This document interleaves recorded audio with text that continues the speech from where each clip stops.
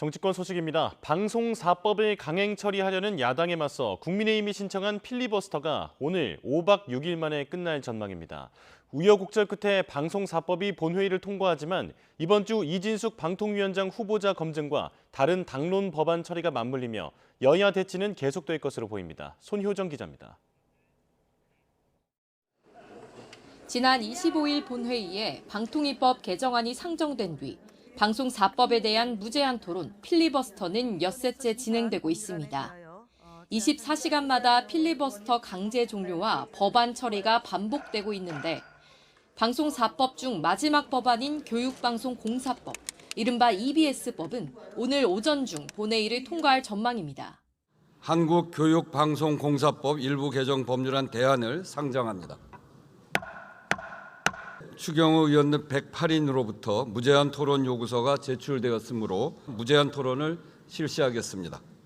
이로써 5박 6일의 필리버스터 전국이 마무리되지만 여야 모두 무의미한 소모전을 벌였다는 비판도 나옵니다. 여당이 신청한 필리버스터는 일정 시간이 지나면 야당이 강제 종료할 수 있고 야당이 밀어붙인 법안들은 결국 대통령 거부권을 거쳐 폐기될 가능성이 크기 때문입니다. 대신 여야는 장외에서 자신의 행위를 정당화하며 화살을 서로에게 돌렸습니다. MBC를 비롯한 방송을 계속 장악하겠다라는 의도를 그대로 보여주는 것입니다. 대한민국의 방송과 이 언론의 공정성을 지키기 위한 것이다. 그저 권력 유지에만 몰두하고 있는 그 대통령의 그 여당다운 한심한 작태입니다. 대통령부터 대오각성하고 공영방송 탈취 시도를 당장 포기해야 합니다.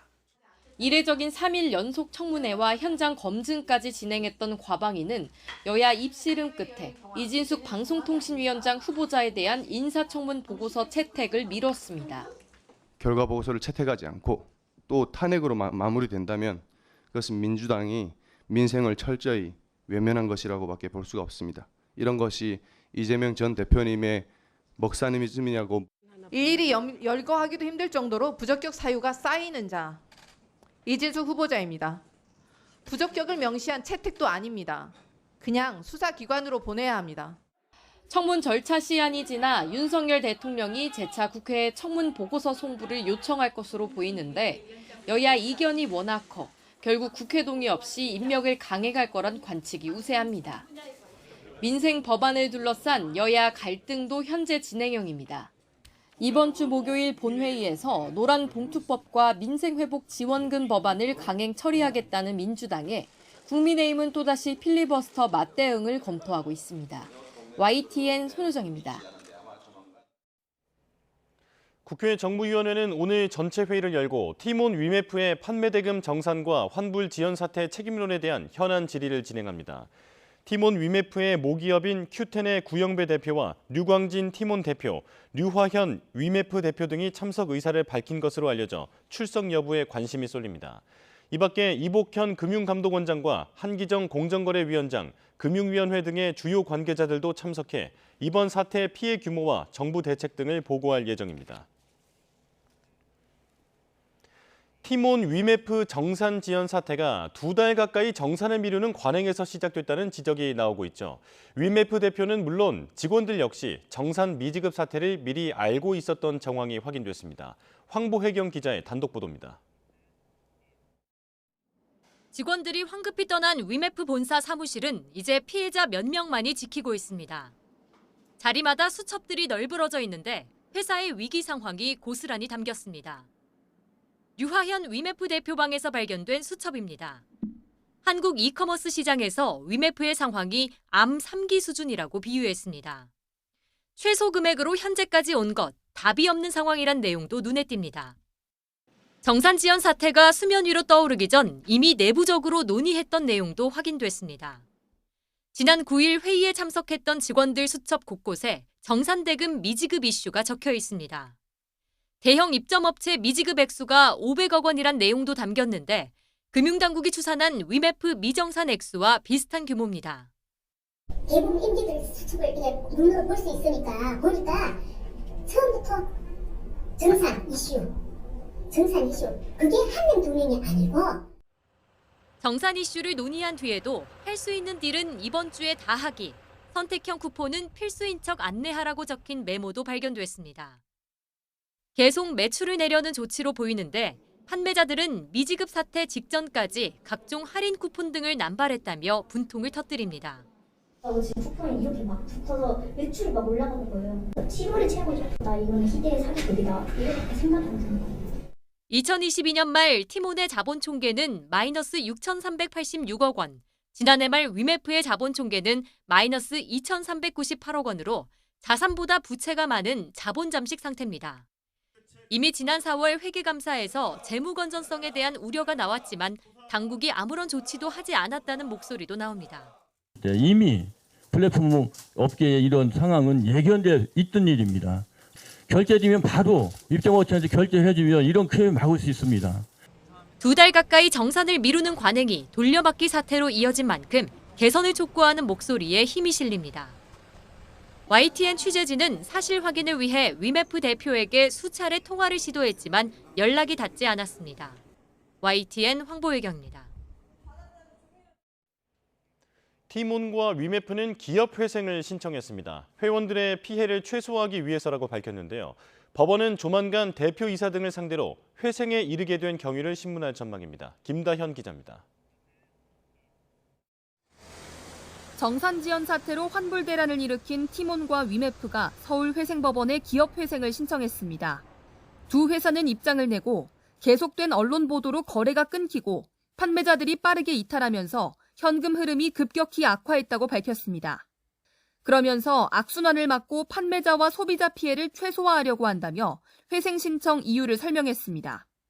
기업회생은 재정적 어려움으로 파탄 상황에 놓인 회사가 사업을 이어가는 것이 사업을 청산하는 것보다 낫다고 인정될 때 법원 감독을 받으며 사업을 회생시키는 제도입니다.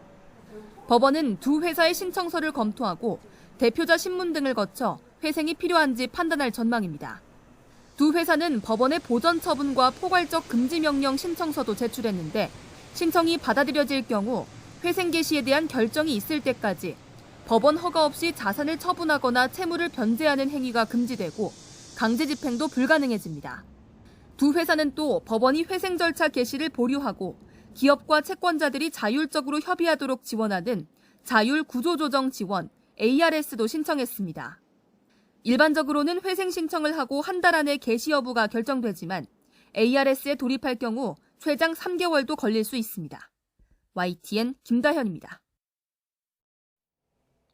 법무부가 티몬과 위메프 미정산 사태와 관련해 구영배 큐텐그룹 대표 등을 출국 금지했습니다. 대상자는 구 대표와 목주영 큐텐코리아 대표, 류광진 티몬 대표, 류화현 위메프 대표 등 4명입니다. 앞서 법무부에 이들에 대한 긴급 출국 금지를 요청한 서울 강남경찰서는 이번 사태로 피해를 본 소비자들의 고소 고발장을 접수해 수사에 나섰습니다. 지난 7월 김일성 주석 추모대회에 다리를 절며 등장한 김정은 국방위원회 제1위원장.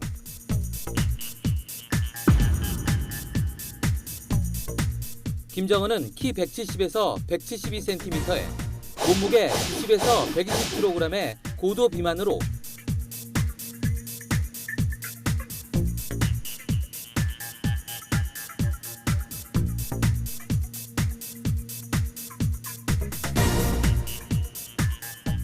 국가정보원은 국회 정보위원회 비공개 현안 보고에서 북한 김정은 국무위원장의 몸무게가 140kg의 초고도 비만 상태로 보고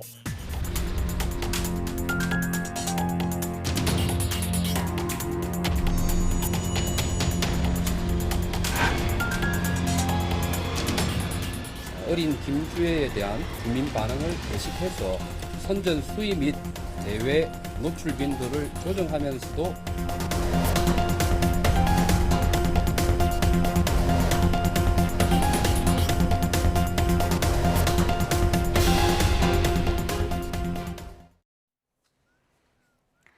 국가정보원이 국회 정보위원회 보고에서 북한 김정은 국무위원장의 딸 김주애가 후계자 수업을 받고 있다고 밝혔습니다. 김정은 위원장에 대해서는 초고도 비만을 유지하고 있다면서 건강 이상이 생길 가능성을 추적하고 있다고 말했습니다. 조용성 기자가 보도합니다. 국가정보원은 국회 정보위원회 비공개 현안 보고에서 북한 김정은 국무위원장의 몸무게가 140kg의 초고도 비만 상태로 보고 건강 상태를 추적하고 있다고 밝혔습니다. 30대 후반부터 고혈압과 당뇨 증세가 있고 심장질환 고위험군에 해당해 가족력인 심혈관 계통질환이 나타날 수 있다는 판단 때문입니다. 또 북한 매체가 지난 3월 딸 김주혜의 활동에 대해 향도라고 쓴 점을 거론하며 후계자 수업이 진행 중이라고 덧붙였습니다. 향도는 나아갈 방향을 제시한다는 뜻인데 다만 후계자로 확정하진 않았다는 점을 토대로 바뀔 가능성도 배제하지 않고 있다고 전했습니다. 김주혜는 지난 2022년 11월 북한의 대륙간 탄도미사일인 화성 17형 발사 현장에 처음 등장했는데 대외 활동의 70%가 군사 분야에 집중된 것으로 나타났습니다. 김주혜를 현 시점에 유력한 후계자로 암시하며 후계자 수업을 진행 중인 가운데 어린 김주혜에 대한 주민 반응을 의식해서 선전 수위 및 대외 노출 빈도를 조정하면서도 최근 논란이 된 미국 중앙정보부 출신 대북 전문가 수미 테리를 접촉한 요원들의 신분이 노출되는 첩보 참사도 거론됐습니다. 국정원은 한미 안보 협력이나 정보 협력에 문제가 생기지는 않았다고 강조했지만 미국의 민감한 대선 기간 때 적발되면서 정보기관의 대응이나 한미동맹의 경고함에 문제를 드러낸 것 아니냐는 지적을 받았습니다. FBI로부터의 어떤 언질이라든지 하는 것에 대해서 전혀 무시하고 민감하게 반응하지 않아서 이 사건이 더 커진 것이 아니냐라고 하는 야당 의원들의 지적도 있었습니다. 이어 북한이 최근까지 10차례에 걸쳐 오물과 쓰레기를 실은 풍선을 3,600여 개 보냈다며 앞으로 운영 방식을 바꾸거나 다른 도발 수단도 병행할 것으로 예상했습니다. 그러면서 지난 5월 공중 폭발한 정찰 위성은 신형 엔진의 사전 개발 징후가 없었던 점으로 미뤄 러시아로부터 지원받은 엔진일 가능성이 크다고 분석했습니다. YTN 조용성입니다. 북한의 4대 세습이 현실화하는 걸까요? 어제 국정원이 북한 김정은 국무위원장의 딸 김주혜가 후계자 수업을 받고 있다고 밝히면서 김주혜에 대한 관심이 커지고 있습니다. 김주혜가 누군지 어떤 배경으로 등장했는지 살펴보겠습니다. 유력한 후계자로 꼽히는 김주혜는 2013년생으로 추정됩니다. 올해 11살인데요. 2년 전 대륙간 탄도미사일 화성 17형 발사 현장에서 처음으로 모습을 드러내며 관심을 받았습니다. 이후 군사 분야 현장에서 아버지 김정은과 함께 반복해서 등장했는데요. 그러면서 점차 의전 서열과 호칭의 격도 올라갔습니다. 김주혜 후계자설이 힘을 받은 건 김주혜에 대한 호칭이 최근 향도로 바뀌었기 때문입니다. 처음에는 사랑하는 자제분 정도였는데 곧 존귀하신, 존경하는 자제분으로 바뀌었고 지난 3월에는 향도라는 표현이 쓰였는데요. 향도는 혁명투쟁의 앞길을 밝힌다는 의미로 수령이나 후계자를 지칭하는 용어입니다. 김주혜의 출생은 모든 게 비밀인데요. 다만 김정은과 리설주 사이에서 태어난 둘째 딸로 추정됩니다. 정보당국은 첫째 아들 그리고 셋째가 존재할 것으로 보고 있죠. 그렇다면 북한이 일찌감치 김주혜를 후계자로 낙점한 배경은 뭘까요? 체중 140kg 초고도 비만인 김정은 북한 국무위원장의 건강 상태가 날로 악화하고 있기 때문으로 국정원은 분석했습니다. 일각에서는 김정은에게 만약 장남이 없다면 김주혜 외에는 마땅한 대안이 없다는 분석도 나옵니다. 하지만 유교적, 가부장적 사회인 북한에서 여성이 그것도 어린아이가 지도자가 된다는 것은 상상하기 어렵다는 반론도 있는데요. 실제로 최근에 탈북한 리일규 참사도 김주혜를 후계자로 보기 어렵다는 말을 했습니다. 자, 이렇다 보니 진짜 후계자를 숨기기 위해서 김주혜를 후계자로 전면에 내세우는 것이라는 해석도 나옵니다. 만약 장남이 있다면 유학을 보내서 철저히 숨겨놓고 김주혜를 전면에 내세워 아들에 대한 주목을 피하려 한다는 겁니다. 실제로 김정은도 유년 시절 극비리에 스위스에서 유학하고 돌아온 사실이 있습니다. 자, 마지막으로 동생 김여정 부부장을 견제하기 위해서라는 분석도 있습니다. 북한 내에서 김여정이 후계자다, 2인자다 이런 말이 나오자 김주혜를 공개해 딸에게 세습하겠다는 의도를 드러냈을 거라는 추측입니다. 이 밖에 군사 분야 현장에서 반복적으로 김주혜를 공개하는 건 핵무장을 앞으로도 포기하지 않겠다는 의지를 강조하는 것일 수도 있다는 분석도 있습니다. 자, 자, 국정원은 여전히 다른 형제가 나설 가능성 그리고 후계자가 바뀔 가능성도 배제하지 않고 있다고 밝혔습니다. 하지만 김주의 후계자설이 더 유력해진 것은 사실인데요. 사상 초유의 4대 세습이 과연 북한에서 이루어질지 이목이 쏠리고 있습니다. 네, 국정원은 또 북한 김정은 국무위원장의 건강 이상설을 사실상 공식 확인했습니다. 여러 정황 근거들이 있지만 특히 심장질환 고위험군으로 판단한 점이 눈에 띄는데요. 아버지와 조부 또한 사망 원인이 이 심장과 관련이 있기 때문이었습니다. 자세히 살펴보겠습니다. 네, 국가정보원이 어제 국회 정보위원회에 보고한 김정은 국무위원장의 건강 상태 가운데는 심장질환 고위험군이 포함됐습니다. 30대 초반부터 고혈압과 당뇨 증세를 보인 것으로도 분석했는데요.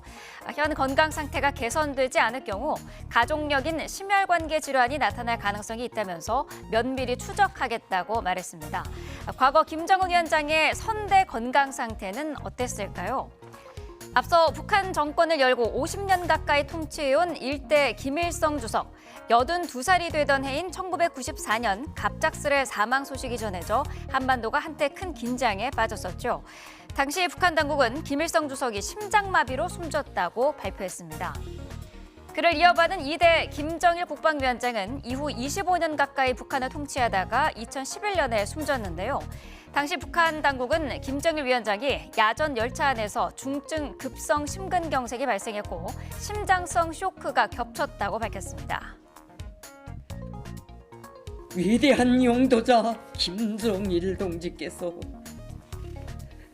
주체 100 2011년 12월 17일 8시 30분에 현지 지도의 길에서 급병으로 서거하셨다는 것을 가장 비통한 심정으로 알린다.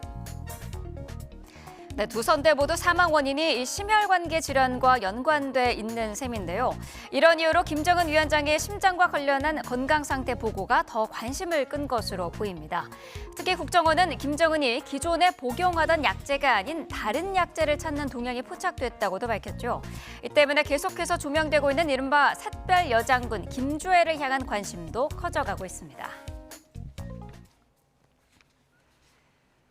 네, 국정원이 어제 밝힌 내용들 전문가와 자세히 짚어보겠습니다. 홍민 통일연구원 연구실장과 함께 짚어보도록 하겠습니다. 자, 실장님 나와 계시죠? 예, 안녕하세요. 네, 자 김주의 후계자 수업이 진행되고 있다. 후계자가 사실상 결정됐다고 봐도 되는 수준일까요? 예, 그렇진 않습니다. 그러니까 수업을 받고 있다라는 이제 표현 자체가 어떤 후계자로 결정됐다라는 것과는 근본적으로 굉장히 큰 차이가 있고요. 네. 그러니까 유력한 후계자로 일단 암시될 만한 여러 행보들이 나타나고 있고, 네. 따라서 그것에 근거해서 봤을 때 일종의 후계자 수업의 일환이 아니냐라는 이제 추측성 일단 잠정적 분석을 내놓은 것이지. 뭐 예를 들면 결정이라는 것은 그 내부적으로 후계자라는 어떤 공식적인 직함을 부여받거나 당내 어떤 권력에 진입하는 아주 그 정상적인 어떤 그 징후들이 나타나야 되는데 사실 그것과는 거의 무관한 지금 상태입니다. 그렇기 때문에 김주애의 기존 활동이나 어떤 김주애를 표현하는 어떤 수사어들 이것을 통해서 일종의 후계자 수업에 어떤 가까운 어떤 행보를 하고 있는 것이 아니냐라고 일단 잠정적인 일종의 분석을 내놓은 것으로 보는 것이 맞을 것 같습니다. 네, 자 김주의 나이는 뭐 공식적으로 알려진 것은 없습니다만 10대 초반 정도로 추정이 되고 있는데 후계자 수업을 하기에는 너무 이른 것 아닌가 싶기도 하거든요. 북한이 서두른다고 봐야 할까요? 예, 그렇습니다. 김주애가 사실 이제 2012년 12월 달에 그 이설주가 그 배가 이렇게 불룩하게 나왔던 것이 이제 홀쭉해지는 어떤 현상을 보고 이 시기쯤에 이제 출산을 한 것으로 이제 추정을 하고 있습니다. 네. 그래서 한국의 일단 나이로 본다면은 10대 한 중반 정도가 지금 볼 수 있습니다. 그러니까 13살에서 15살까지 정도로 볼 수 있는데요. 사실 이 정도 나이로 그 후계 수업을 받는다는 자체가 사실상 아주 이례적인 것이죠. 그러니까 진짜 이게 후계 수업인지 아니면 실제 후계 수업으로 착시를 일으키기 위한 일종의 하나의 위장적 어떤 전술, 심리전적인 요소인지는 우리가 좀 고민이 필요합니다. 그러니까 네. 판별이 식별이 필요한 것이죠. 그런데 일단 이 나이 자체로만 본다면은 후계 사업을 하는 기존의 어떤 패턴으로 본다면 정상적이지 않습니다. 기존에 김일성에서 김정일, 또 김정일에서 김정으로 넘어왔던 후계 구도는 대체적으로 이런 공개되지 않은 상태에서 긴 기간을 이루어졌던 것이 맞습니다. 그래서 네. 대체적으로 내부에서 긴 후계 수업을 밟은 이후에 공식 직함을 바꿔서 갑자기 이제 등장하는 방식으로 나타났고, 실제 이제 내부에서도 당내에 진입하기 위해서, 소위 이제 권력으로서의 일종의 직함을 부여받기까지는 상당한 시간이 경과되고요. 그 전까지도 아마 군사교육을 비롯해서 각종 후계 수업들을 아주 굉장히 치밀하게 봤습니다. 네. 그런데 지금 현재 나타나고 있는 김주애와 관련된 활동은 너무 지나치게 공개적인 것이고요. 또 한편에서는 내용 자체가 주로 아버지의 현지 지도, 시찰에 주로 동행하는 모습으로만 지금 판별이 되고 있기 때문에 실질 내부적으로 정말 과거와 같은 후계 구도의 치밀하고 정교한 방식의 그런 후계 학습을 받고 있는지에 대해서는 아직 확정하기는 어렵다. 그렇기 때문에 상당히 제한적인 방식으로 이루어지고 있다. 그래서 이것이 과연 후계 수업을 서두르고 있다라고 봐야 되는 것인지 네. 거기에 대한 의문은 남아 있습니다. 다만 이렇게 이제 자꾸 어린 나이에 김주애를 노출시킨다는 자체는 한국이 또는 국제사회가 이게 후계 구도가 아니냐라고 의문을 갖게 되거나 아니면 거기에 대해서 일종의 프레임을 설정하게 되는 것이 북한에 대한 일종의 안 좋은 여러 부정적 이미지를 희석시키는, 소위 이제 시점을 다른 곳으로 돌리는 방식이죠. 네. 프레임을 돌리는 방식의 심리전적 효과를 노린 것이 아니냐라고도 볼 수 있을 것 같습니다. 네. 자, 후계자 수업을 받는 인물이 여성이라는 점도 이례적인데 북한 군부 등 내부적인 반발이 있을 가능성도 있지 않습니까? 예, 만약에 정말 후계자로 가는 어떤 행보라면은 그 가능성은 충분히 있습니다. 네. 그 말은 뭐냐면 단순히 군부가 동의하느냐 마느냐의 문제가 아니라 북한 체제는 그 체제의 어떤 그 정치 문화 자체가 군사 중심적 질서로 성립된 국가이고 네. 항일 무장투쟁이라는 군사로부터 기원을 하고 있습니다. 그렇기 때문에 그만큼 이제 군부가 갖고 있는 자긍심도 굉장히 크고요. 또 하나는 최근에 핵미사일 고도화를 하면서 핵무기에 대한 지휘 통제 체계에 대한 중요성이 굉장히 커졌습니다. 네. 그렇기 때문에 전군을 지휘해야 되는 최고 사령관으로서의 군사적 지휘를 갖고 있어야 되고 실질적인 거기에 대한 능력도 있어야 되고요. 또는 핵무기를 통제해야 되는 지휘 통제에 대한 그 능력도 가지고 있어야 됩니다. 그런데 과연 이제 군사 경험이 전무한, 또 그리고 실제 이제 여성이라는 어떤 북한 내에서의 군사 문화하고는 좀 동떨어진 어떤 좀 성별, 이런 부분들이 과연 군이 동의할 수 있는 수준의 어떤 그 후계자로서의 위상을 가질 수 있느냐, 확보할 수 있느냐. 김정은 역시도 상당 기간의 군부에 대한 다양한 그 숙청 작업과 그다음에 좌천 작업을 통해 가지고 긴 기간 동안에 이 권력을 장악하는 데 공을 들였던 만큼 네. 과연 이제 김주애가 여성으로서 그런 것들을 수행해낼 수 있느냐, 그리고 항일무장투쟁이라는 군사 문화와 과연 상징적인 코드를 결합시킬 수 있느냐, 이런 여러 가지 과제를 안고 있다라고 봐야겠습니다. 네. 김정은의 건강 상태에 대한 내용도 어제 나왔습니다. 몸무게가 140kg에 이르고 심장질환 고위험군이라는데 기존에 복용하던 약 외에 다른 약제를 찾고 있다. 이거는 어떤 의미일까요? 예, 우리 정보 당국도 그렇고요. 여러 전문가들이 김정은의 공개되는 영상을 통해서 여러 가지 이제 걸음걸이, 그다음 외향, 활동성, 또 심박수 여러 가지들을 분석을 합니다. 그래서 이제 나온 결론이 실제 이제 140kg에 달하는 아주 고위험군에 속한다. 그러니까 소위 심장질환 고위험군에 속한다라고 지금 판별을 한 거거든요. 네. 그리고 이제 지금 계속 이런 변화를 추적하는 과정에서 몸무게도 증가하고 있지만 활동성도 굉장히 둔화되고 있다. 그리고 몸의 전체적인 각도라든가 균형성이 많이 과거보다는 약해지고 있다라는 것이죠. 이제 그런 것으로 봤을 때 아마 이런 증상을 보완하기 위한 여러 가지 약품들을 더 많이 복용할 수밖에 없는 지금 상황이 아닌가. 이제 그만큼 여러 가지 통치상의 스트레스와 그다음에 활동과 어떤 라이프 스타일 자체에서의 불균형성으로 인해서 상당한 아마 여러 가지 질병을 좀 안고 있다라고 볼 수 있을 것 같습니다. 북한 최고 존엄의 좀 이례적인 모습이었거든요. 어떻게 보셨습니까? 이례적이라고 보긴 좀 어렵고요. 2022년부터 이미 사실상 북한이 이제 재난 재해에 관련해서 일종의 재난 리더십이죠. 최고 지도자가 여기에 대해서 신속하게 대응을 하고 현장 시찰을 하고 주민들에게 스킨십을 하고 여기에 대한 빠른 조치를 내려주고 관료들을 질타하는 여러 가지 과정들을 보여줌으로써 자신이 위기를 관리할 수 있는 지도자로서의 능력을 갖고 있고 그것을 통해서 총체적으로는 재난 리더십을 확보하는 데 굉장히 공을 들여왔습니다. 네. 이것은 자신이 이제 통치 이념으로 내세우고 있는 소위 인민 대중제주의를 사실상 이제 어떻든 연출해서 보여준다라는 의미를 갖고 있습니다. 그래서 2022년, 2023년에도 실제 뭐 수해가 났을 때 사실 논밭에 들어가서 물이 가득 차서 이제 벼가 유실된 논에 들어가서 거의 가슴 깊이 까지 물이 찬 상태에서 들어가서 현장 시찰을 하고 또 이제 그 슬리퍼로 이제 뭐 진흙등에 들어가 가지고 진흙 속에서 일종의 현지 지도를 하고 있는 모습을 연출한다든가 또 SUV 자신이 모는 SUV를 직접 몰고서 물이 잠겨 있는 그 논두렁 근처에 가서 지도를 하고 있는 모습이라든가 여러 가지 이미지를 연출해 왔습니다. 그래서 사실상 이번도 이제 그런 어떤 재난 리더십을 연출하기 위한 하나의 일환으로 볼 수 있을 것 같습니다. 네. 자, 지금 이 시점에서 주목받고 있는 또 한 사람이 있습니다. 바로 김여정인데 쓰레기 풍선을 비롯한 회색 전술 도발을 주도하고 있는 인물인데요. 김주의 후계 구도 속에서 어떤 역할을 앞으로 이어갈 것으로 보시는지요?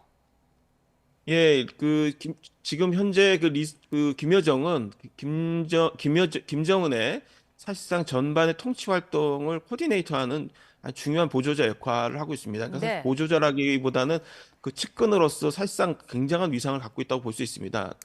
지금 뭐 형식적으로는 대남 대미 정책을 총괄하는 어떤 인물로 지금 이제 역할을 하고 있는 것으로 표면화되고 있지만 실제 김정은의 여러 동선이라든가 정책적 결정에도 상당히 아주 긴밀하게 관여를 하고 있거나 아니면 사실상 결정적 영향을 미치고 있는 인물로 볼 수 있습니다. 네. 그만큼 단순한 보조자 이상으로 통치를 사실상 공동으로 수반하고 있을 가능성도 배제하기 어려울 정도로 상당히 중요한 역할을 맡고 있다라고 보여집니다.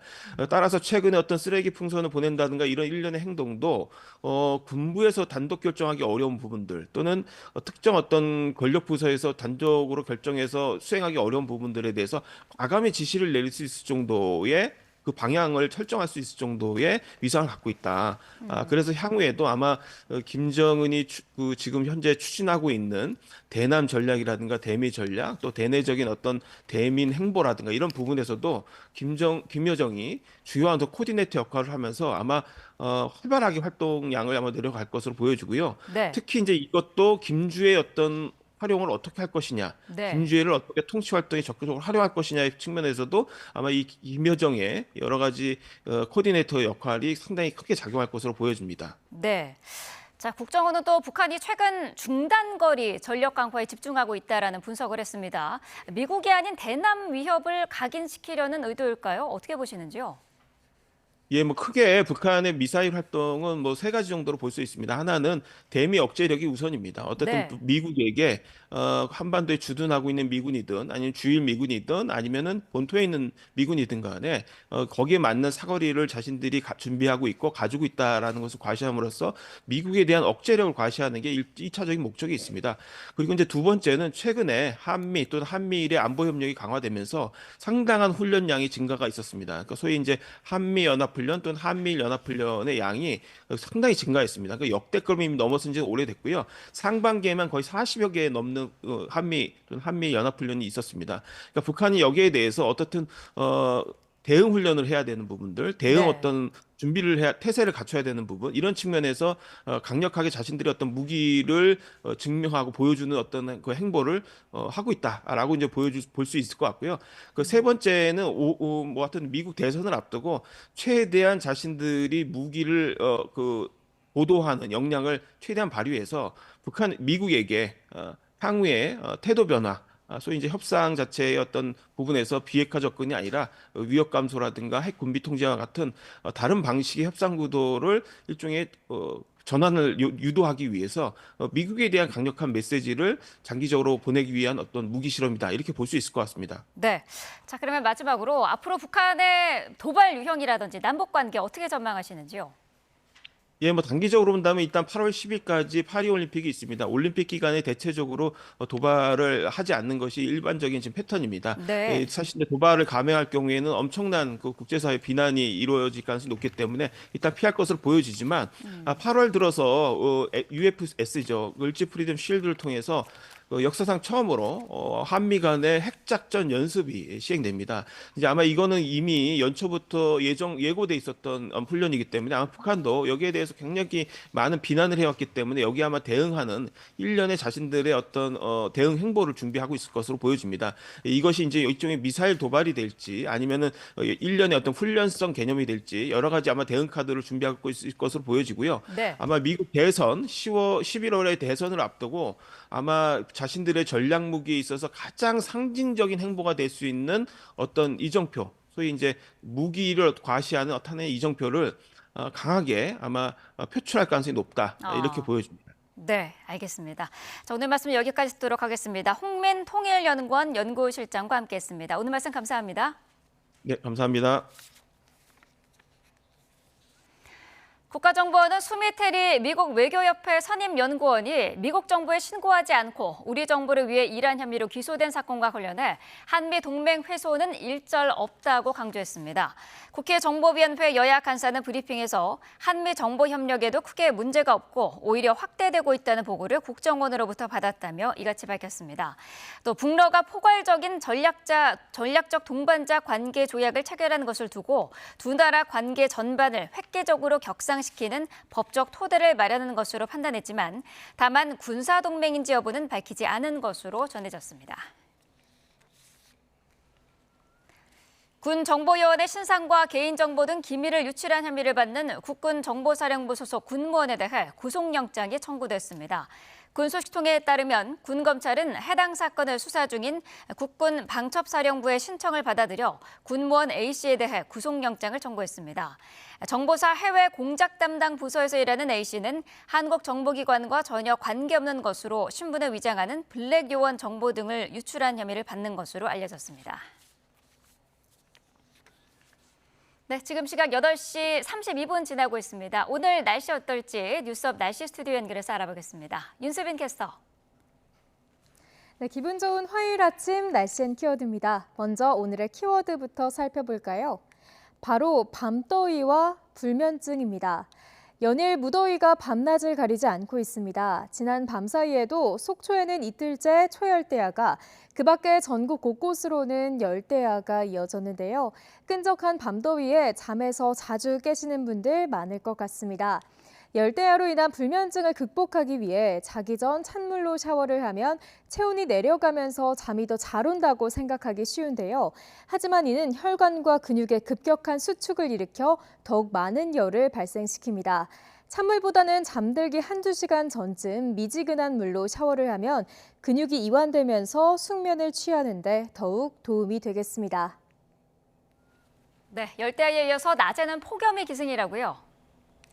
네, 맞습니다. 서울은 지난 밤 사이를 포함해 9일째 열대야가 기록됐는데요. 한낮에는 31도까지 오르겠고 체감온도는 이보다 2도가량 더 높겠습니다. 이후 퇴근길 무렵에도 30도 안팎에 머무르면서 종일 후텁지근하겠습니다. 전국 대부분 지역에 폭염특보가 발령 중인 가운데 그 밖의 지역 낮 기온도 살펴보면 광주 34도, 대구는 36도까지 치솟겠습니다. 오늘 하늘 표정은 어떻습니까? 네, 오늘 하늘 표정은 대체로 맑겠지만 중북부 지방은 다소 흐린 가운데 한때 약하게 비가 내릴 수 있겠고요. 전국적으로 자외선이 강하겠습니다.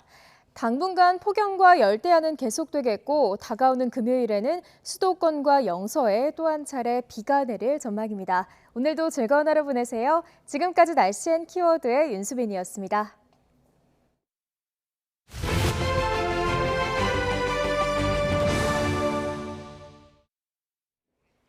7월 30일 뉴스업 주요 일정 정리합니다.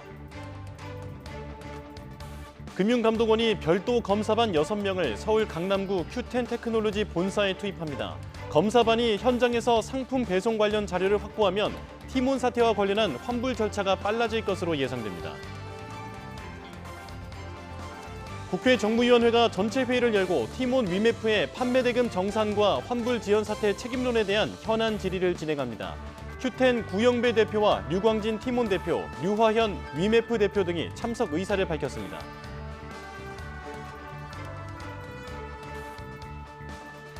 서울 반포동 등 모두 10개 단지에 대한 일반 공급 청약과 무순위 청약 접수가 이어집니다. 상당한 시세 차익이 기대되는 이른바 로또 청약 일정이 맞물리면서 어제 청약 홈페이지가 마비돼 사상 처음으로 청약 시간이 연장되기도 했습니다. 서울시청역 역주행 사고로 16명의 사상자를 낸 차모 씨에 대한 영장 심사가 오늘 열립니다. 국과수 감식 결과 차 씨의 신발에서 엑셀 페달 흔적이 뚜렷하게 남은 반면 브레이크 페달 자국은 없었던 것으로 확인됐습니다. 뉴스업 주요 일정이었습니다. 주요 사건 사고 속 법적 쟁점 짚어보겠습니다. 김성수 변호사 나오셨습니다. 어서 오십시오. 안녕하세요. 네, 안녕하십니까. 자, 티몬 위메프 사태가 지금 계속해서 확산하고 있는데 결국 법원에 기업 회생을 신청했습니다. 이 기업 회생을 신청했다라는 것은 회사가 지금 어떤 상태라는 건가요?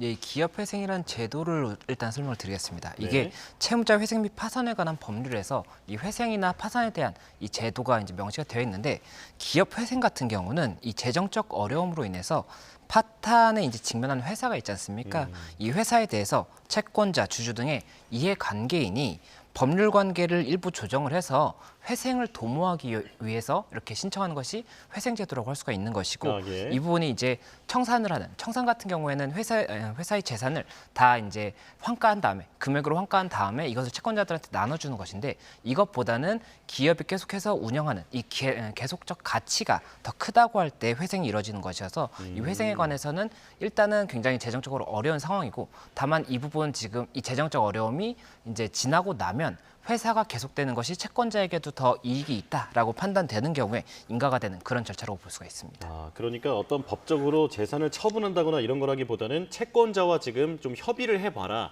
네, 이걸 지금 법원이 중지하는 거다. 이렇게 이해를 하면 되겠네요. 자, 그런데 보전 처분 그리고 포괄적 금지 명령 신청서라는 것도 제출했다고 하는데 이건 뭡니까? 네, 이게 회생을 신청을 하게 되면 일단은 심사를 하게 됩니다. 심사를 해서 이게 회생 계획을 개시할지, 이제 회생을 절차를 개시할지를 결정을 하게 되는 것인데 이 개시 직전에 만약에라도 대표이사가 이제 회생이 진행이 될 수가 있으니까는 회사를 방만하게 운영을 한다든지 아니면은 뭐 어딘가에서 돈을 차입한다든지 또 아니면은 재산을 뭐 이렇게 처분을 하는 그런 행위를 할 수가 있거든요. 그럼 그 부분을 방지하기 위해서 보전 처분이라는 것을 이제 신청이 들어오면은 법원에서 결정을 하게 됩니다. 그러면 보전 처분을 하게 되면 재산 처분이 이제 일정액 이상은 금지가 되고 뭐 임직원을 새로 채용한다든지 이런 게 다 금지가 되거든요. 네. 그렇게 해서 보전 처분이 일단은 아마 이뤄진 것으로 지금 이야기가 되고 있는 것으로 보이고 또 이제 포괄적 금지 명령이라는 것은 이 채권자들이 이제 채무자가 되지 않습니까? 티몬이나 위메프가 이 내가 받을 돈을 이제 지급하지 않는 채무자가 되는 것인데 채무자의 재산에 대해서 소송이나 뭐 이런 판결을 통해서 집행을 할 수가 있어요. 아, 예. 예, 근데 이 집행 자체를 일단 일괄적으로 금지하는 것이 포괄적 금지 명령이라고 하는 것입니다. 그러니까는 현재의 상황에서 회생 여부를 결정하고 이 부분 관련해서 결정이 되기 전까지는 뭐 일부 채권자가 집행을 해간다든지 아니면은 이런 회사의 이런 중요 재산을 처분한다든지 이런 것들을 방지하도록 함으로써 현재의 상태를 유지하도록 하는 그런 명령이라고 볼 수가 있습니다. 예, 그러니까 대처 시간을 벌기 위한 방법이다. 예, 이렇게 이해를 하면 될 것 같은데요. 대처 시간보다는 네. 법원에서 이 판단을 하는 동안 이 회사의 지금 현황이 변경되지 않도록 하는 그런 조치라고 말씀드릴 수 있을 것 같습니다. 네네, 알겠습니다. 자, 그런데 문제는 회생 절차에 들어가는 경우에 중소 판매자들이 판매 대금을 돌려받기 어렵다고 하던데 왜 그렇습니까? 예, 방금 말씀드렸던 것처럼 이 보전 처분이라든지 포괄적 금지 명령이 나오게 되면 이 채권자들의 입장에서는 즉시 채권의 만족을 얻을 수가 없게 됩니다. 뭐 집행을 한다든지 할 수가 없게 되기 때문에 중단이 되는 거군요. 예, 그렇죠. 그렇다 보니까는 지금 현재 이 판매 회사들 입장에서는 빨리 대금을 결제를 받아서 어떠한 이제 본인들이 또 물건을 가져온데 결제를 해줘야 되는 것인데 이런 부분에 대해서 유동성이 막히게 되는 거죠. 그렇다 보니까는 판매 회사들도 굉장히 곤란에 빠질 수가 있는 그런 상황이 있는 것이고 또 만약에라도 이 회생이 인가가 되게 되면 통상적으로는 이 채무가 뭐 예를 들어서 1,000억이다. 이러면 일부 감면이 됩니다. 예. 뭐 500억 정도로 금액을 줄여주고 이 500억도 단번에 주는 것이 아니라 우리가 회사를 운영하면서 몇 년에 걸쳐서 이걸 갚겠습니다라고 해서 채권자 입장에서 예를 들어서 내가 1억을 받아야 된다라고 하면 원래는 뭐 다음 달에 정산이 됐어야 되는 것인데 인가가 되게 되면 이거 1억 자체가 5천만 원으로 줄어들고 이것 자체도 뭐 월 50만 원씩 받는다든지 이렇게 굉장히 지급 자체가 지연이 될 수가 있거든요. 그렇다 보니까 인가가 되는 것이 과연 채권자들한테 이득이 되느냐에 대해서도 의문이 발생할 수가 있는 것이고 그렇다 보니까는 이번 신청에 관해서도 여러 가지 의견이 나올 수밖에 없는 것 같습니다. 네. 자, 그런가 하면 이번에 두 회사가 자율구조조정 지원 ARS라는 그런 제도도 신청을 했다고 하는데 이게 기업과 채권자들이 자율적으로 협의하도록 하는 제도인가요? 예, 이게 이제 2018년 7월부터 시범적으로 시행이 됐었고 이제 최근에 2023년 12월 23일에 서울회생법원에서 이 준칙도 만들어서 시행을 하고 있는 그런 제도라고 볼 수가 있는데 회생 개시 신청이 있으면 그 다음에 심사를 하고 회생 개시 결정이 나게 되거든요. 절차를 개시하겠다 결정이 나게 되는데 이게 통상적으로 심사라든지 이런 기간이 1개월 정도 걸립니다. 그러니까 한 달 정도가 걸리는 것인데 이 지금 말씀하셨던 자율구조조정 지원 프로그램 같은 경우에는 이 개시 결정이 있기 전까지 채권자와 채무자 간에 자율적으로 이 구조조정을 통해서 이 부분 회사를 운영하는 방식을 정할 수 있도록 기회를 주는 거라고 보시면 되고 이게 논의의 시간이 걸릴 수밖에 없지 않습니까? 그렇다 보니까는 이 개시 결정까지 통상적으로 1개월이 걸리는 것을 최장 3개월까지 연장할 수 있도록 해주는 제도라고 볼 수가 있고 이 부분이 그러면 이 개시 결정 여부까지도 시간이 오래 걸릴 수가 있고 보전 처분이나 이런 부분은 결정이 돼 있는 상태이기 때문에 그렇게 되면 시간을 끌기 위한 것이 아니냐라는 이야기가 나올 수밖에 없다 보니까는 이 부분 신청에 대해서도 어떠한 의도인지를 조금 여러 가지 의견을 가지고 보고 있는 것 같습니다. 예. 자, 그렇다면 변호사님께서 보시기에 이렇게 쭉 설명해 주신 내용을 종합해 보면 지금 이 티몬과 위메프는 기업 운영을 계속하겠다라고 하는 그런 의지는 있는 건가요? 일단은 그 의도에 대해서는 정확하게 저희가 이제 추단할 수는 없겠지만 이 기업적 가치가 계속해서 기업을 운영하는 것이 더 가치가 크다라고 했을 때 회생 인가가 날 수가 있는 것이기 때문에 그 부분에 대해서 일단은 법원의 판단을 통해서 이 기업의 가치에 대해서 한 번 더 검토받고자 하는 취지가 아닌가 하는 생각이 되는 부분이 있고 이게 또 인가가 나려고 한다면 개시 결정이 있다고 해서 바로 이제 끝나는 것이 아니라 개시 결정이 있고 그 다음에 채권자와 담보권자들 뭐 이런 사람들의 동의가 필요합니다. 그래서 회생 계획안이라는 것이 나오면 우리가 이렇게 회생을 해서 뭐 이렇게 변제를 하겠습니다. 계획을 이제 제시하면 채권단 같은 경우에는 채권단 의결권 총액의 3분의 2 이상이 동의가 돼야 되고 이 담보권자들 같은 경우에도 이 담보권 의결권 총액의 4분의 3 이상의 동의가 있어야 되거든요. 근데 이런 부분에 대해서 동의가 이루어지지 않을 가능성도 있기 때문에 만약에 개시 결정이 있다고 하더라도 실제로 인가가 나오지 않을 수가 있는 것이고 또 그리고 법원에서 이 여러 가지 판단을 했을 때 이게 회생을 하는 것보다 지금 현재 상태에서 재산을 처분해서 채권자들한테 일부라도 변제하는 것이 이 청산적인 가치가 더 크다라고 한다면 청산이 될 수도 있는 것이기 때문에 이 부분 관련해서 여러 가지 파산입니다. 청산이 아니라 파산이 될 수가 있기 때문에 이 부분에 대해서 일단은 법원에서 보지 않을까 생각이 됩니다. 그럼 말씀하신 대로 파산이 만약 된다면 이제 판매자, 소비자 모두 대금을 받을 수 없게 되는 겁니까? 이 파산이라는 개념이 이 채무자가 가지고 있는 재산을 현재 이제 환가를 하는 겁니다. 그러니까 돈으로 만들어서 이 부분에 대해서 채권자들에게 비율대로 나눠주는 거거든요. 그렇다 보니까 만약에라도 뭐 티몬이 뭐 지금 현재 재산을 환가했을 때 100억이다. 그런데 채무 금액은 1000억이다라고 한다면 채권자들별로 10분의 1 정도의 채권밖에 가져갈 수 없게 되는 겁니다. 그렇다 보니까는 당연히 손해가 발생할 수밖에 없겠죠. 그래서 이 부분에 대해서 그럼에도 불구하고 이 회생을 해서 변제를 받는 것보다 이 지금 현재 이 10분의 1이라도 받는 것이 이득이다라고 한다면 법원에서 이 파산을 결정을 할 것이고 그렇지 않다라고 한다면 회생을 결정할 수가 있기 때문에 이 부분에 대한 법원 판단도 봐야 될 것 같습니다. 자, 피해자들은 지금 이 티몬과 위메프에 대해서는 폰지 사기다 이렇게 얘기를 하고 있고 그리고 검찰도 빠르게 움직이고 있습니다. 전담 수사팀까지 꾸렸다고 하는데 자, 폰지 사기가 뭔지 그리고 이제 수사는 앞으로 어떻게 이루어질지 말씀을 좀 부탁드릴게요.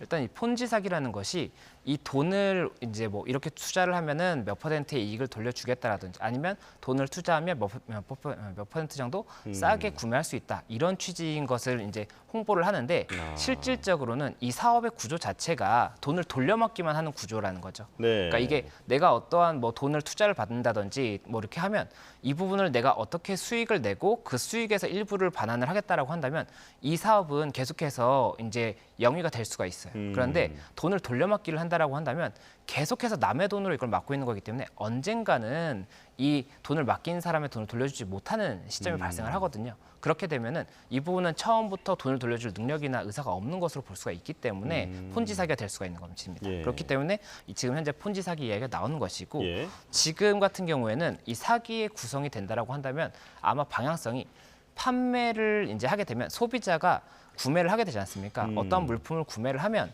일단은 이 돈이 이 티몬이라든지 위메프에 지급이 됩니다. 예. 그리고 티몬이나 위메프는 일정 기간이 지난 후에 판매회사한테 이 대금을 정산을 해주기로 돼 있는 것인데 이 판매 업체들에 대해서 지금 현재 이 금액을 지급할 능력이 없었다고 보이는 부분이 있는 거거든요.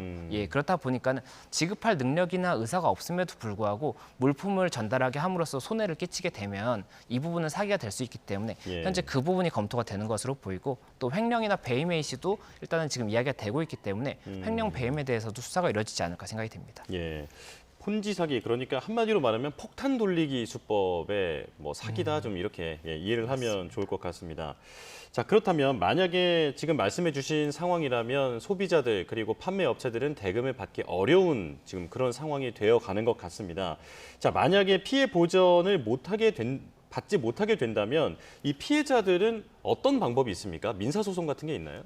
예, 일단 형사 고소를 통해서 이 책임 있는 사람에 대한 형사 처벌을 일단은 구할 수가 있을 것이고, 그리고 민사 소송을 통해서 어떠한 뭐 부당이득 반환이든 뭐 정산 대금 지급 채권 뭐 청구 소송이라든지 아니면 뭐 불법행위가 인정된다고 한다면 불법행위 손해배상 청구든 이런 부분을 이제 청구를 해볼 수가 있겠지만, 이게 가장 문제가 되는 게 이 판결을 민사적으로 받는다고 하더라도 이 상대방 채무자에 대해서 집행할 재산이 없다라고 한다면 내가 현실적으로 판결을 받았어도 이 돈을 받을 수가 없게 되거든요. 예. 그런데 이 채무자라고 할 수 있는 티몬이나 위메프가 지금 현재 재산이 없을 가능성이 높기 때문에 이 채권보다는 금액이 작을 수밖에 없기 때문에 그렇게 된다라고 한다면 집행이 불가능할 수가 있고, 그리고 지금 현재 이 보전 처분이라든지 포괄적 금지 명령이 나와 있지 않습니까? 예. 그렇다 보면 이 포괄적 금지가 돼 있기 때문에 판결을 받는다고 하더라도 어차피 집행이 안 되는 부분이거든요. 그렇다 보니까는 이 민사적으로 어떠한 배상을 받을 수 있는지에 대해서도 여러 가지로 조금 염려가 되는 부분이 있는 것 같습니다. 예.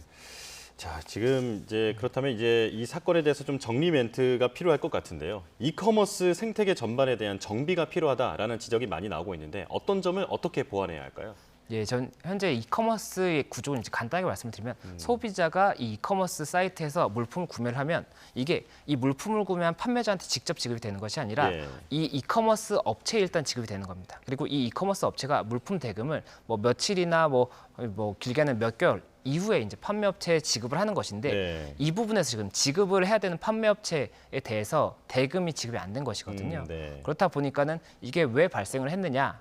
지금 뭐 여러 가지로 들여다보고 있겠지만 이게 발생하는 이유 중에 가장 큰 거는 예를 들어서 소비자가 10,000원을 지급했고 그러면 여기서 이커머스 회사에서 뭐 수수료 200원을 떼고 9,800원을 지급을 했어야 되면 9,800원은 따로 보관을 했어야 됩니다. 그런데 9,800원을 따로 보관하지 않고 이 부분에 대해서도 본인들의 이 운영에 관해서 만약에 썼다라고 한다면 그렇기 때문에 지금 이 9,800원 지급이 안 되는 거거든요. 그렇죠. 그렇다 보니까 이 부분 관련해서 이 믿을 수 있는 3자가 이 9,800원을 따로 보관을 하는 그런 방법을 법제를 해야 된다든지 뭐 이런 이야기가 나오고 있는 것이고, 그리고 현재 지금 운영되고 있는 이커머스들 중에 이 9,800원이 보관이 안 되고 있는 형태가 다른 곳도 있을 수가 있거든요. 그렇다 보니까 이 사태 자체에 이제 빠른 대처도 필요하지만 전수조사도 필요한 것이 아니냐라는 이야기가 나올 수밖에 없는 것이고, 실제로 만약이라도 지금 현재 이런 위험성을 계속 갖고 있는 법인이 있다라고 한다면 그 부분에 대해서는 적절한 조치가 필요하지 않을까 생각이 됩니다. 예, 정산 기간이 명시되지도 않아왔던 그런 관행, 그리고 또 대금을 보관하도록 하는 그런 규제 같은 게 없었다. 지금 이런 부분들이 보완이 필요하다고 말씀해 주셨습니다.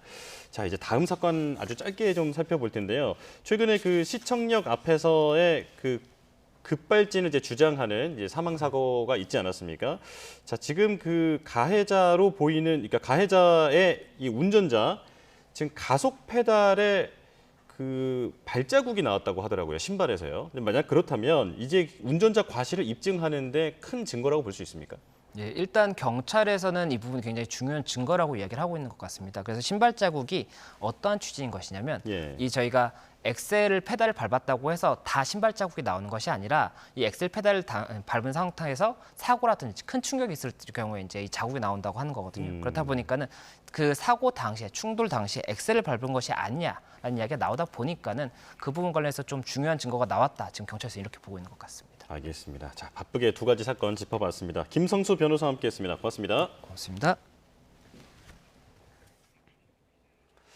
자, 지금 국회에서는 현재 진행 중인 한국교육방송공사법 개정안 EBS법에 대한 무제한 토론, 이 필리버스터를 종결하기 위한 투표가 시작됐습니다.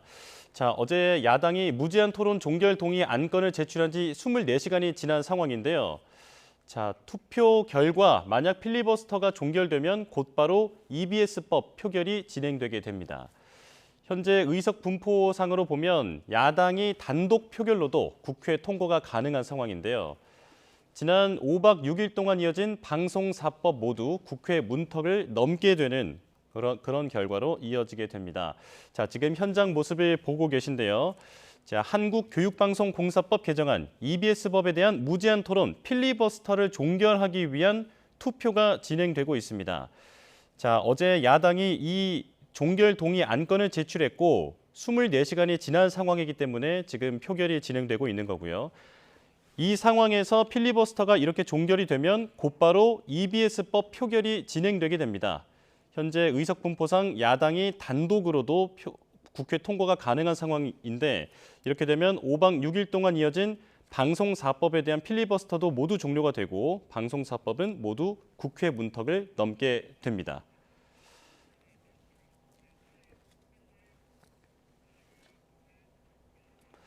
자, 같은 아파트에 사는 주민에게 일본도를 휘두른 30대 남성이 경찰에 붙잡혔습니다. 피해자는 병원으로 옮겨졌지만 끝내 숨졌는데 경찰은 정확한 범행 동기를 조사하고 있습니다. 윤웅성 기자입니다. 아파트 입구에 노란색 경찰 통제선이 쳐졌습니다. 신발 덮개와 장갑을 착용한 과학수사대원들이 증거를 모읍니다. 어젯밤 11시 반쯤 서울 은평구에 있는 아파트에서 30대 남성 A씨가 같은 아파트 주민에게 일본도를 휘둘렀습니다. 범행은 아파트 근처 인도에서부터 주차장 입구까지 이어졌습니다. 크게 다친 40대 남성은 병원으로 옮겨졌지만 끝내 숨졌습니다. 제가 왔을 때는 이제 거의 중요해서 수습 중이었고, 네. 또 경찰한테 물어봤더니 살인 사건이라고 이렇게 얘기를 하더라고요. A씨는 범행 직후 자신의 집으로 달아났다가 1시간쯤 뒤 경찰에 긴급 체포됐습니다. 범행 도구인 일본도는 경찰의 소지 허가를 받은 것으로 파악됐습니다.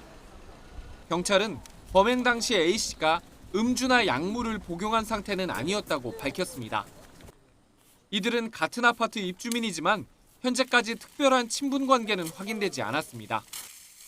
A씨가 평소 다른 이들과도 종종 갈등을 빚었다는 증언도 나왔습니다. 그 사람이 저희 헬스장 입주민 헬스장에 왔었는데 여자한테 난동을 피웠어요. 걔막 욕하고 코치 괴롭히고 경찰은 두 사람의 관계와 정확한 범행 경위를 조사하고 있습니다. YTN 윤홍성입니다. 최근 업무 부담을 호소하며 경찰관이 숨지는 일이 잇따라 발생하자 경찰 내부에서도 대책을 촉구하는 목소리가 터져나왔습니다. 조지호 경찰청장 후보자는 실효성 있는 대책 마련을 약속했습니다. 배민혁 기자의 보도입니다. 경찰관들이 고개를 숙이고 묵념합니다. 과중한 업무를 호소하다 지난 18일 스스로 세상을 떠난 서울 관악경찰서 송모경위를 추모하는 겁니다. 이들은 경찰 지휘부가 현장과 소통 없이 기동순찰대와 형사기동대를 신설하면서 현장 인원이 부족해져 업무 부담이 커졌다고 질타했습니다. 또 평가하의 10% 관리자들을 다음 인사에서 배제하는 등 줄 세우기식 평가를 통한 실적 압박도 심해졌다고 지적했습니다. 수사관들은 발령과 동시에 약 40에서 50건의 사건을 배당받았으며 아직 수사 능력이 부족함에도 불구하고 국가수사본부로부터 계속해서 사건을 감축하라는 압박을 받아왔다. 경찰과 송경위 유족 사이 면담도 이뤄졌습니다. 면담에서 경찰 관계자들은 송경위가 순직을 인정받을 수 있도록 최대한 노력하겠다고 약속했습니다. 지난 22일에는 충남 예산에서도 경찰관이 스스로 목숨을 끊었고 26일에는 서울 동작경찰서 경찰관이 뇌출혈로 숨지는 등 일주일 사이 경찰관 3명이 세상을 떠났습니다. 조지호 경찰청장 후보자 인사청문회에서도 일선 경찰들에게 실적 압박을 하며 과도한 업무 부담을 준 것 아니냐는 지적이 이어졌습니다. 도 후보자는 구조적 문제가 있었다며 실효성 있는 대책을 마련하겠다고 약속했습니다. 근본적인 문제를 해결한다는 마음으로 시작하겠습니다. 지금 경찰청에 실태 진단팀을 구성을 했습니다. 실태 진단팀의 결과를 토대로 정말 실효성 있는 대책을 마련하도록 하겠습니다. 누가 젊은 경찰관을 극단적 선택으로 내몰았는가? 경찰 내부에서 터져나오는 목소리에 원인 규명과 대책 마련까지 경찰 지도부가 제대로 된 대답을 내놓을지 주목됩니다. YTN 배민혁입니다. 수도권 일대에서 200억 원대 전세 사기를 벌인 일당이 항소심에서도 1심과 같이 징역 7년에서 10년을 선고받았습니다. 앞서 검찰은 악질적인 중대 범죄에 더 무거운 형이 선고돼야 한다고 주장했지만 항소심 판단은 달라지지 않았습니다. 김태원 기자입니다. 공인중개사 사무소 대표 연모 씨는 지난 2021년부터 1년 반 동안 수도권 일대에서 대규모 전세 사기를 벌여 재판에 넘겨졌습니다. 이른바 무자본 갭투자 방식으로 세입자 99명으로부터 가로챈 임대차 보증금만 205억 원에 달하는 것으로 조사됐습니다. 특히 연 씨와 공범들은 서울 구로구와 경기 부천, 인천의 지사를 두고 직급과 역할을 나눈 뒤 그룹 채팅방 등을 통해 범행에 필요한 각종 지시사항을 전파한 것으로 나타났습니다. 항소심 재판부는 연 씨에게 1심과 마찬가지로 징역 10년을 선고하고 팀장 장모 씨, 명의를 빌려준 이모 씨에게는 징역 7년을 각각 선고했습니다. 재판부는 연 씨가 대표로 있던 사무소는 회사 조직과 유사하게 직책과 역할이 분담됐고 이른바 동시진행 수법으로 거래하는 방법 등에 관한 교육도 이루어졌다며 1심과 같이 이들의 범죄단체 조직과 활동 혐의를 유죄로 인정했습니다. 또 항소심에서 일부 피해자가 보증보험을 통해 피해액을 대위변제받았고 연 씨 등이 일부 피해자에게 30만 원씩 형사공탁했지만 이를 두고 피해 회복이 이루어졌다고 평가할 수 없다고 설명했습니다. 앞서 연 씨 등은 형이 너무 무겁다며 검찰은 악질적인 중대범죄에 더 무거운 형이 선고돼야 한다며 각각 항소했습니다. 그러나 재판부는 양측 주장이 이미 1심에서 충분히 고려됐다며 형량을 그대로 유지했습니다. YTN 김태원입니다. 사회적 목적 달성을 위해 개 보호소를 설치했더라도 적법한 절차를 어겼다면 철거할 수 있다는 법원 판단이 나왔습니다. 서울고등법원은 지난 11일 동물권 단체 케어의 박소연 전 대표와 롯데목장 개살리기 시민 모임이 인천 계양구청장을 상대로 낸 소송에서 원고 일부 승소로 판결했습니다. 박 전 대표에 대한 처분은 위법하지만 시민 모임에 대한 처분은 타당하다고 판단한 겁니다. 재판부는 동물 보호를 위한 사회적 활동이라 해도 법이 정한 테두리를 벗어나지 않는 방법으로 이루어져야 한다고 설명했습니다.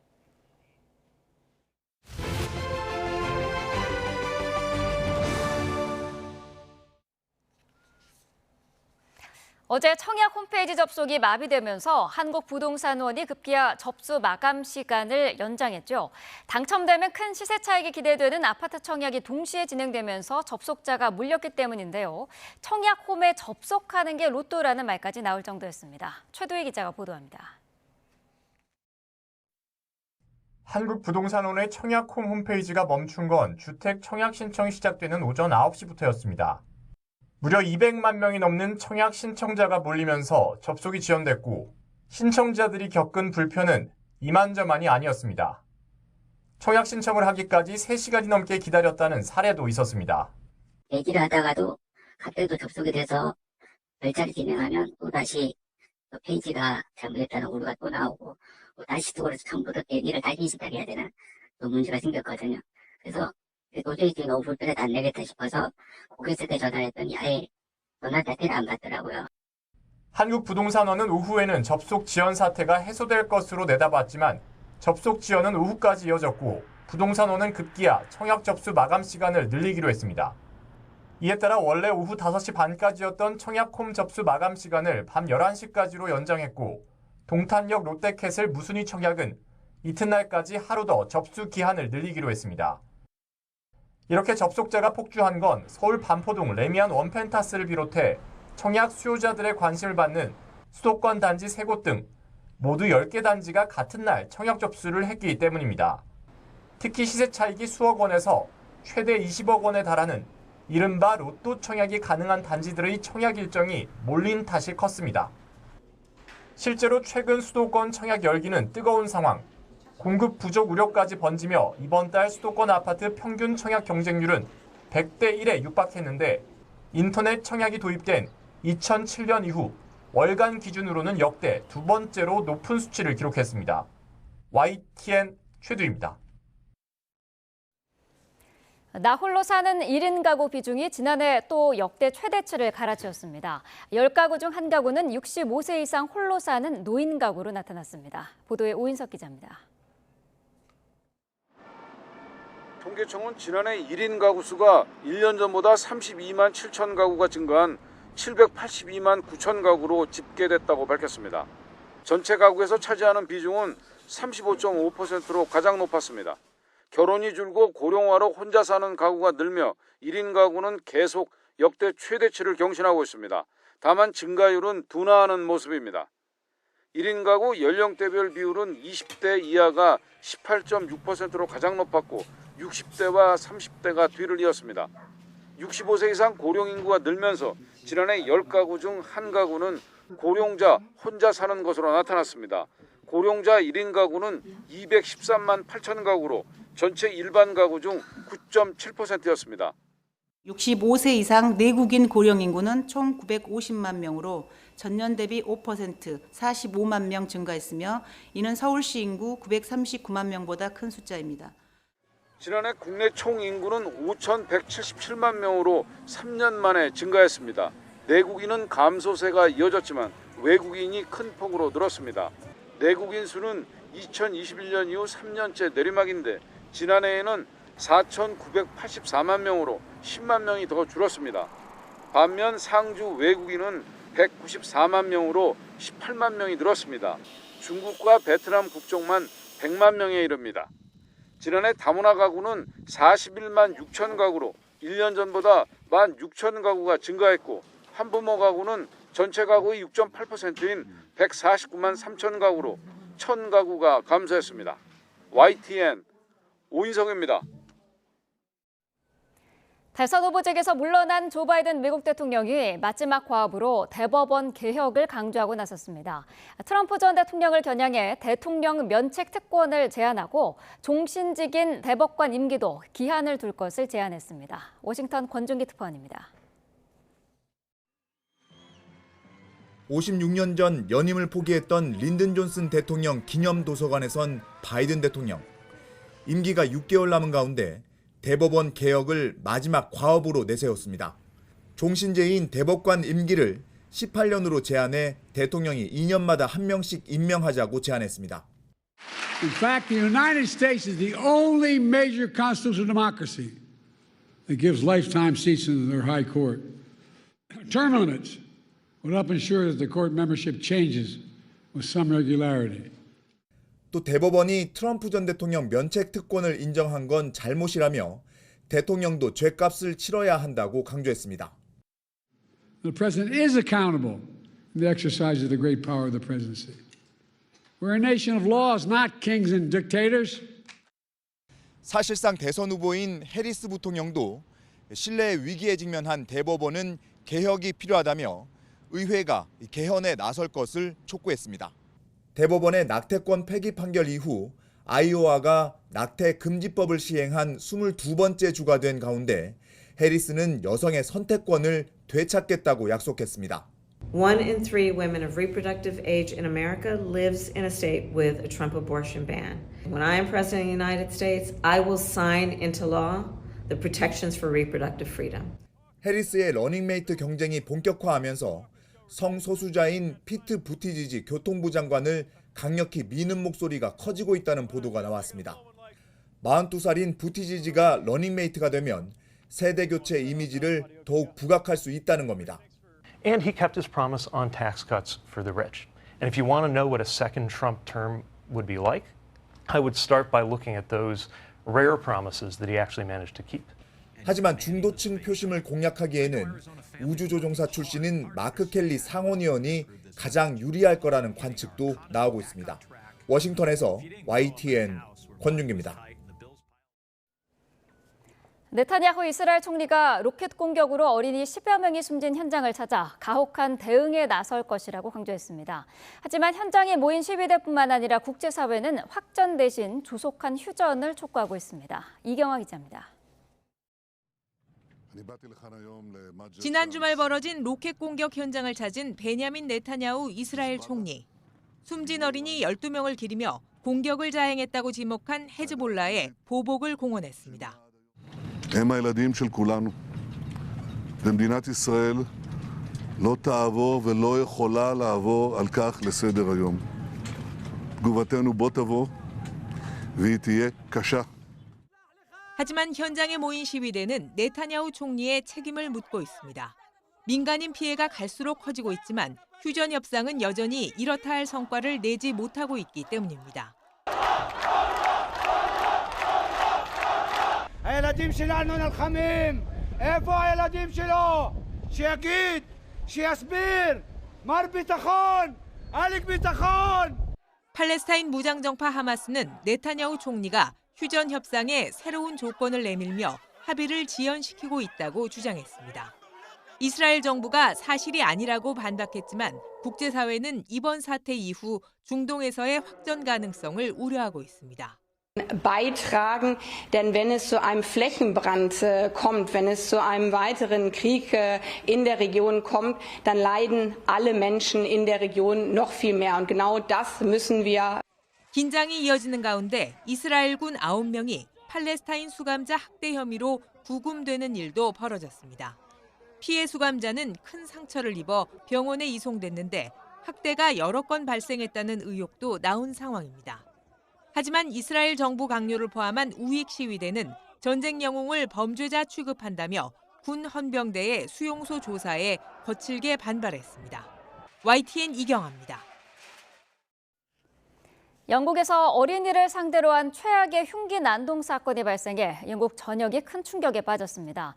10대 소년이 어린이 댄스 교실에서 흉기를 휘둘러 13명이 숨지거나 다쳤습니다. 박희재 기자가 보도합니다. 영국 북서부의 한적한 마을인 사우스포트. 현지 시각으로 정오쯤 흉기를 든 10대 소년이 어린이 댄스 교실에 난입했습니다. 당시 여름방학을 맞은 6살에서 11살까지 어린이를 상대로 수업이 한창이었습니다. 범인이 마구 흉기를 휘두르는 사이 일부 어린이들은 온몸에 상처를 입은 채 거리로 뛰쳐나왔습니다. Mayhem was just all street members looking after the girls while they were bleeding to death, basically. 끔찍한 흉기 난동으로 어린이 11명이 숨지거나 다쳤습니다. 또 범인에 맞서 어린이를 보호하던 어른 2명은 중상을 입었습니다. 경찰에 체포된 범인은 8km 떨어진 마을에 사는 17살 소년으로 확인됐습니다. The investigation is in its early stages and the motivation for the incident remains unclear. 키어 스타머 영국 총리는 이번 사건으로 온 국민이 큰 충격을 받았다며 희생자와 가족들에게 애도의 뜻을 전했습니다. 영국에서 어린이를 상대로 한 최악의 공격은 지난 1996년에 일어났습니다. 40대 남성이 초등학교에 들어가 권총으로 어린이 16명을 살해했으며 이 사건을 계기로 영국에선 권총의 개인 소유가 금지됐습니다. YTN 박희재입니다. 네, 더불어민주당이 추진하는 방송 4법 가운데 마지막인 한국교육방송공사법, 이른바 EBS법이 곧 국회를 통과할 것으로 보입니다. 방송 4법 저지를 위해서 여당이 신청한 무제한 토론 필리버스터도 엿새 만에 끝나게 됐는데요. 국회 본회의장으로 가보겠습니다. 네, 자, 지금 현재 개표가 진행 중인 상황인 것 같습니다. 야당이 어제 아침부터 시작된 EBS법 토론회 필리버스터는 조금 전에 표결로 강제 종결이 된 상태입니다. 필리버스터 종결된 법안은 곧바로 표결에 붙여야 하기 때문에 EBS법 표결이 진행 중인데요. 앞서 방통위법, 방송법, 방문진법 통과 때도 여당은 표결에 불참을 했었죠. 의석 분포상 야당 단독 표결로도 국회 통과가 가능한 상황이어서 EBS법도 잠시 뒤면은 통과가 될 것으로 보입니다. 자, 잠시 뒤에는 투표 결과가 곧 발표가 될 것으로 보이는데요. 자, EBS법, 한국교육방송공사 이사 숫자를 늘리고 이사 추천 권한을 언론 및 방송학회와 관련된 직능단체에 부여하는 내용이 핵심입니다. 투표 결과를 말씀드리겠습니다. 무제한 토론 종결 동의의 건은 총 투표수 189표 중 가 188표, 무효 1표로서 가결되었음을 선포합니다.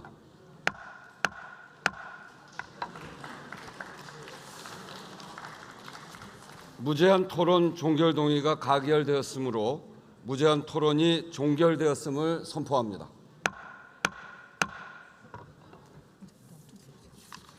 그러면 한국교육방송공사법 일부 개정 법률안 대안을 의결하도록 하겠습니다. 투표해 주시기 바랍니다. 네. 자, 조금 전에 필리버스터 종결 투표가 마무리가 됐습니다. 자, 이로써 지금 필리버스터는 모두 마무리가 된 상태입니다. 엿새 동안 이어진 여당의 필리버스터가 조금 전에 끝났습니다. 자, 필리버스터 종료로 법안된 법안이 곧바로 표결에 붙여져야 하는. 하셨습니까? 네. 자, 지금 바로 EBS법의 표결이 그러면 진행되고 투표를 있는데요. 마치겠습니다. 네, 제적 의원 189명 가운데 찬성 189명. 자, 역시 야당의 단독 표결이 이루어졌습니다. 투표 결과를 말씀드리겠습니다. 재석 189인 중 찬성 189인으로서 한국교육방송공사법 일부 개정 법률안 대안은 가결되었음을 선포합니다. 네, 들으신 것처럼 EBS법도 국회에서 통과가 됐습니다. 앞서 전해드린 대로 한국교육방송공사 이사 숫자를 늘리고 이사 추천 권한을 언론 그리고 방송학회와 관련된 직능단체에 부여하는 내용이 핵심인데요. 자, 이렇게 EBS법 통과를 끝으로 5박 6일 동안 이어졌던 방송사법 모두 국회 문턱을 넘게 됐습니다. 자, 방송사법, 방통위법과 방송법, 방문지법 그리고 조금 전에 통과된 EBS법입니다. 자, 이렇게 방송사법이 모두 야당의 단독 표결로 국회에서 통과가 됐고요. 이로써 엿새 동안 이어져 왔던 필리버스터도 끝났습니다. 자, 하지만 이번 주에 이진숙 방통위원장 후보자 검증과 다른 법안 처리가 맞물려 있는 상황이죠. 여야 대치 전국은 계속해서 이어질 것으로 보입니다. 자, 조금 전에 EBS법까지 국회를 통과해서 방송사법이 모두 국회의 문턱을 넘었다는 소식 전해드렸습니다. 자세한 내용 이어지는 뉴스에서 계속해서 전해드리도록 하겠습니다.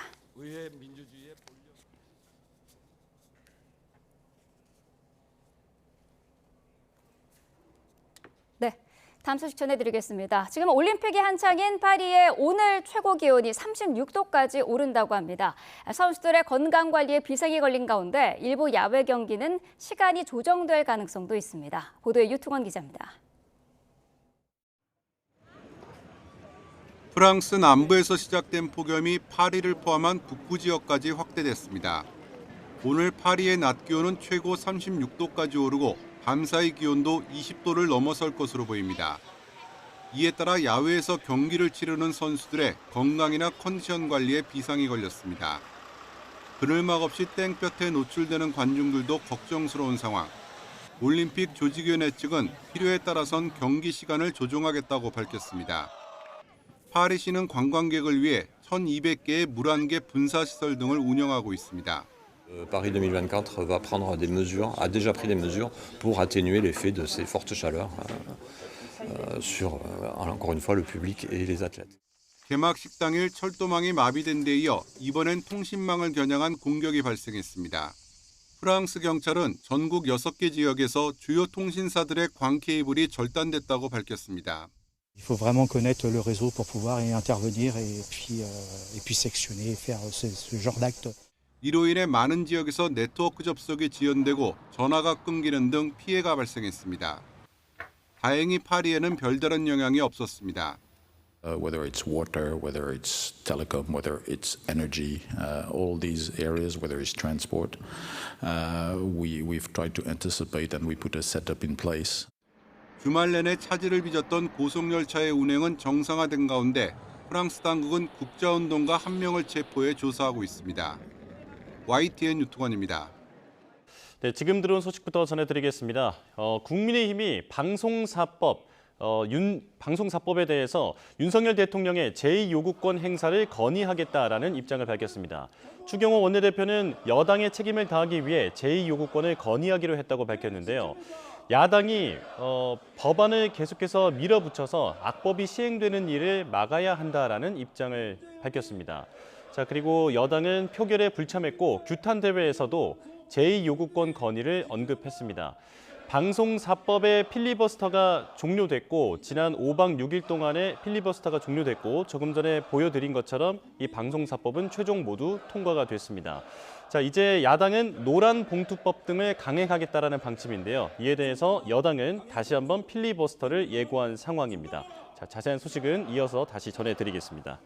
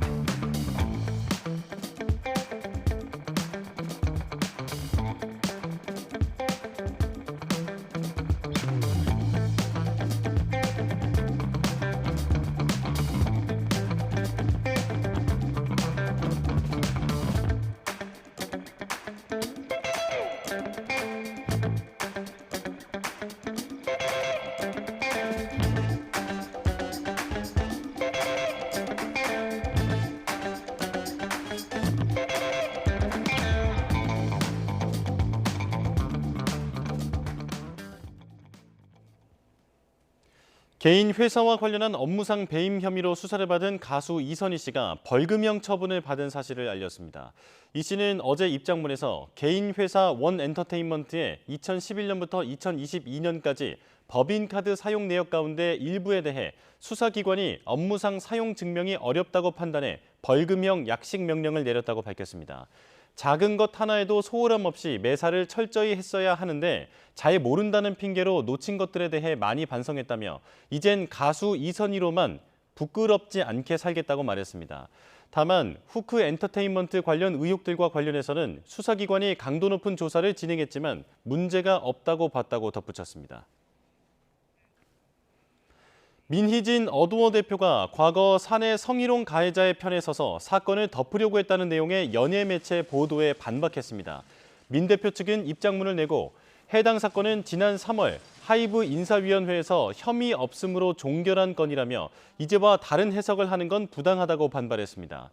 당시 민 대표는 양측 의견을 균형 있게 듣고 조율하려고 애썼다며 피해를 밝힌 여성 직원이 퇴사 처리된 건 수습평가 과정에서 합의가 불발됐기 때문이라 설명했습니다. 특히 해당 매체가 보도하는 과정에서 민 대표의 사적 대화 내용을 인용한 건 사안의 본질과 관련이 없다고 비판했습니다. 밤낮 없는 무더위가 이어지면서 지치기 쉬운 요즘입니다.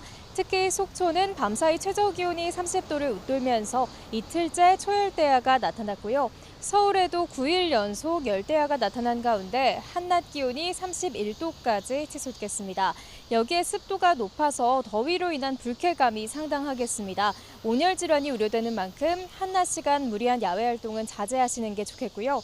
틈틈이 수분 섭취도 잘해주시기 바랍니다. 오늘 내륙은 대체로 맑겠지만 중북부 지방은 하늘빛이 다소 흐리겠고요. 경기 북부와 강원 영서에는 한때 약한 비가 내리겠습니다.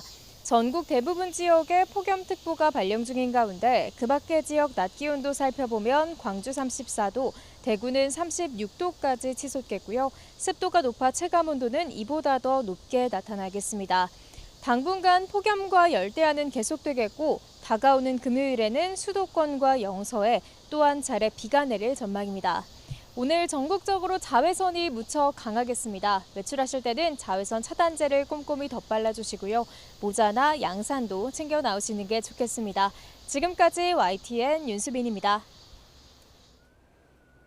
뉴스업 화요일 순서 마칩니다. 내일 다시 뵙겠습니다. 고맙습니다.